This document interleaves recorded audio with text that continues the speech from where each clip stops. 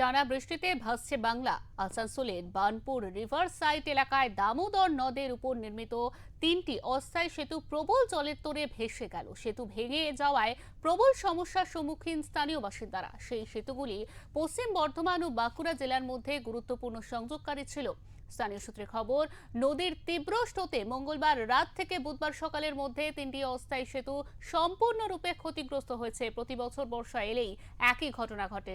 দীর্ঘদিন ধরে এলাকাবাসীরা স্থায়ী সেতু নির্মাণের দাবি জানিয়ে আসছেন, কিন্তু সে কাজ হয় না। এবার নতুন সরকারের কাছে দ্রুত স্থায়ী সেতু নির্মাণের দাবি জানিয়েছেন এলাকাবাসীরা।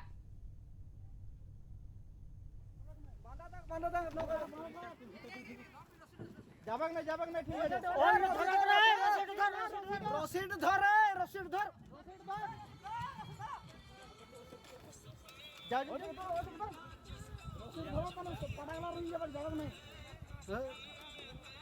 ঠিক আছে ঘুরে যাবে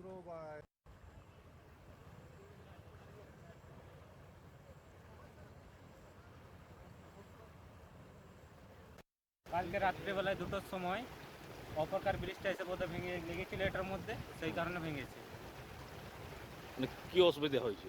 অসুবিধা এই সাইডের লোকের যাতায়াতের জন্য অসুবিধা, বাঁকুড়া ডিস্ট্রিক্ট লোকের অনেক কাজের অসুবিধা আছে, এপার কাজ করতে আসে। এই এখন ভেঙে গেছে, এখন যাওয়া আসার জন্য ওদের কাজ বন্ধ আছে। এই ব্রিজ হবার দেখুন কথা তো চলছে, এবার হবে কি না সেটার কোনো গ্যারেন্টি নেই।